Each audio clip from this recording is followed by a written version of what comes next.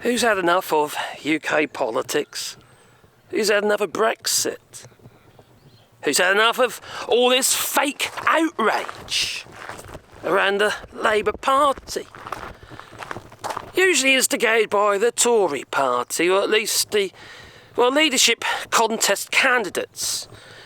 And in particular, James Cleverly and Tom Tugendhat, who's been criticising Keir Starmer over the handing back of the Chagos Islands to the... Well, I say handing over the Chagos Islands to Mauritius. The hypocrisy here is... It's maddening. It really is. Anyway, here, please boop the old like button. You see, the thing is... Even under Richie Sunak, if he was the Prime Minister, if he won that general election, we would have still have handed over the islands to Mauritius. Now, the reason why it's happened now, apparently, is because of Joe Biden. See, Joe Biden wanted the deal to be done because the US has got an airbase on the Chagos Islands. They want security for their airbase. Now, it has been secured, this airbase, for the next 100-odd years. So, Joe Biden was happy with that, obviously. Now, his worry was it needed to all be done by the 5th of November because of a possibility of Donald Trump becoming the next president, again, of the United States, which we all know that Donald Trump likes to, how to put it, remove troops from foreign bases. Oh, look what happened in Afghanistan. I know, we got criticised a lot for that. And Joe Biden got criticised a lot for it. In fact, actually, Dominic Raab at the time was, I think, sunbathing, wasn't he? He knew what was happening. He knew what was going on. He thought, hey, I want to get out of the flipping way of this. Yeah, that's the kind of people the Tories are. But Tom Tugendhat and James Cleverly, they've been throwing daggers, they have, at Keir Starmer, the Labour Party, over the handing back of the Chagos Islands. But James Cleverly himself was one of the ones involved with the deal when the Conservatives were in power. It's just the hypocrisy. They're edging their bets on. They know for a fact that people do not look at the detail. They can throw all these accusations about all over the place. And they know full well that the British people, they won't be actually looking at the detail. They don't. No. They're headline readers. Like Daily Mail headlines, or the clickbaity type headlines. Because they work. They do. Now, I've done a few videos with clickbaity headlines recently, a bit of an experiment. And they do work, because those videos got more views, because people clicked on them. You have to enrage people. You have to, tell them stuff that's a little bit, how to put it, a little thinly veiled bit of information that could be construed into absolutely anything. You evoke their emotions, get them to click on it. And that's exactly what Tom Tugendhat and James Cleverly is doing. Now, for me, James Cleverly is the obvious candidate. He's not going to be leader of the Tory party, but he is the most capable one and the most reasonable one. And even that, they're still doomed because they're flipping useless. Move to the right they go, We're not conservative enough. I want to know what actually conservatism actually means, because this lot clearly doesn't know. And Tom Tugendhat, he's like a fish out of water, he is. He doesn't actually know what he's doing. He clearly doesn't. That man is just incapable of doing a good job. He's just awful. Absolutely, he's so bad. It's unreal. Now, as far as Keir Starmer's concerned, I'm no fan. Now, you know that already. I'm no fan, maybe because of his stance on Brexit. But when all these accusations keep flying about, like for instance about the donors and what have you, oh, he's received this money for this, he's received these football tickets for that. For Christ's sake, Michael Govel's constantly getting them football tickets donated to him. You know, it's just the hypocrisy is astounding. It's frustrating, actually, to be honest. Now, like I say, I'm no fan of Keir Starmer because of his stance on Brexit. Make Brexit work was a complete and utter oxymoron and a misunderstanding regarding what freedom of movement actually is. When you make statements that, you know, there'll be no return to freedom of movement, absolutely, and all that. When we weren't even in Schengen anyway. Now that got reminded to me recently by one of the people who commented, son of a Viking, who commented on my video, that the freedom of movement was a part of the Schengen for which we weren't in. But we had, as a part of the single market, which was actually, got my microphone shadow in my face now, which was a part of, you know, it gave you freedom to work and what have you, and to ease trade across the borders. It wasn't quite the same. No. But when you get back to these donors, for which Keir Starmer has been getting a huge amount of criticism for, Angela Rayner, oh crikey, her part, I beef or whatever it was, when she was dancing and that with a DJ, you know, she got all that criticism. Yeah, she got donated money. They all do. You know, I'm not saying what about and all that, but I'm about to.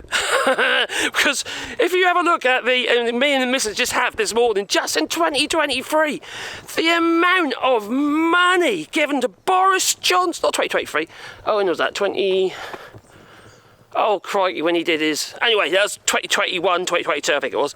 Anyway, when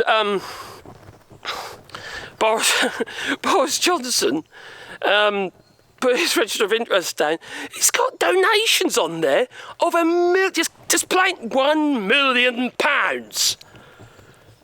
And then he's got one on there, which is him just doing a speech in New York. He got £2.5 million for that. For one flippin' speech he made. All down on the register of interests. You know, as an MP, not necessarily as Prime Minister. Come here, it was 2022, 2023. Oh, well, what date it was is irrelevant at this stage. We were only looking at 1 year. I want to go back to 2019 with the flat. That's what I was interested in, but, you know. How does this even compare? Now, on Question Time, one lady, she pointed this out. It's like a drop in the ocean, so to speak, of all the donations given to like the Tories, and there's just no comparison. No comparison at all. Boris Johnson has had millions in just plain handouts. Not be funny, £2.5 million for a flippin' speech in New York? Come on. That is more than just a requirement to be paid to do a speech. There's something else going on there. He's had donations from Iraq. You know, it just goes on, and obviously the Russian donations as well. It just goes on and on and on. We've got a scooter coming down the road. Blimey, don't need to get traffic down there. It's a little vestry type thing. I don't think it's a vestry. Bonjour. That's some Chinese piece of shit. Anyway, now the thing is though, if they wanted to know what was going on regarding the Chagos Islands, going back to my original point, and they've only got to look at their mate, you know, David Frost, whose missus, his spouse, was a negotiator yeah, she was the negotiator for us, so she knew what was going on.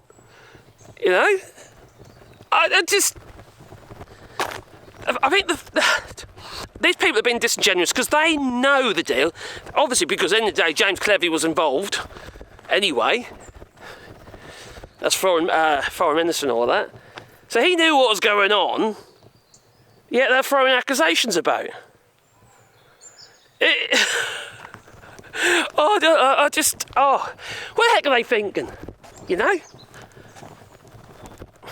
They're relying on the fact that the British people, as a majority, Just look at the headline, look at the accusation, and don't fact check. Fact or fact? Fact check. No, they just don't. And it's just, we've got to wake up. The British people have got to wake up. Because they've been dragged down a path of no return. And unless they start rising up against this, and start, as a majority, to actually hold these people to account, instead of just letting them have a free ride, we're going to head up into some pretty dark times, you know. We really are. Because we have not got honesty in we didn't have honesty in politics, and we haven't got honesty in politics now. Because Keir Starmer has actually been disingenuous to the people regarding Brexit. He's not been honest about it. He's not been honest about freedom of movement. He's just not been honest. Unless we get some integrity in politics, we are slipping down into even darker places we're in at the moment, and there will be no return to growth in the UK. Because for us to be able to trade with other countries, they want to know that we are sincere in what we say. If you have a trade deal, we're going to stick to it. If there's a trade cooperation agreement, we're going to stick to it. If we don't do that, how the hell are they ever going to trust us? To give us anything, to give us any leniency? They're not going to. Plain and simple. Anyway, did I get that right? Or have I got that wrong? Please leave it in the comments down below. But I'd like to hear your point of view anyway. Crikey, that sun's very bright. Anyway, because, I learn from what, and I get reminded from what you say, as well as, what I learn online and what have you, and news, and make my own conclusions and stuff. And it's very, very helpful. So I'd like to say thank you to Son of a Viking for his comments recently, but also Joe as well, because they've been very, very informed comments, educational, and and to Ikas, he also has a comment as a support of, clearly somebody who wants to give Labour Party a chance. I won't give him a chance. I'll be able to be honest with you. But if I see something that I don't agree with, I'm going to point it out. I want Labour to succeed, but at this rate, it's not looking very good. And I'm not interested in bloody donations and stuff like that, quite frankly. I don't care how much they get, as long as it's put in the register of interests and it's criticised if it's a conflict. Criticised if the donations come, or prevented, not allowed donations from what you could consider countries that effectively are enemies. People we don't want to deal with. Because that is a conflict of interest. It clearly is. But as far as a bloody red dress and from football tickets and stuff like that, and maybe some accommodation and a pair of glasses, I don't give a shit. Honestly, this is just stupid. Especially when you put them side by side with Boris Johnson, Richie Sunak, Liz Truss, even the amount of time she was in office. There's just no comparison. There just isn't. I'm not saying that whataboutery, but crikey. Oh, we're supposed to hold Keir Starmer to because of what he said and what have you, to higher standards, and everybody. No, hold to the same standards. Just let them do their job, because they spend too much time actually having to defend themselves and defend their actions, and it's getting beyond a joke, really. Now, I understand if it's something that is political, but bloody donations. We've had years and years of wasted time because of Brexit. We've had years and years of wasted time because of arguments and COVID, instead of letting them get on with the job. And obviously a huge amount of wasted bloody money because of fraud. And when are they going to take her to flipping court? When is she going to end up being locked up, if ever? Her with the boobs, Michelle Mona. Anyway, you tell me. Please leave in the comments down below. Hey, Mike, you see my microphone? I keep putting it in my face. My shadow. Anyway, big old like button. Maybe subscribe to the channel. And, comment down below. I just find it a bit frustrating, I do. Toodaloo.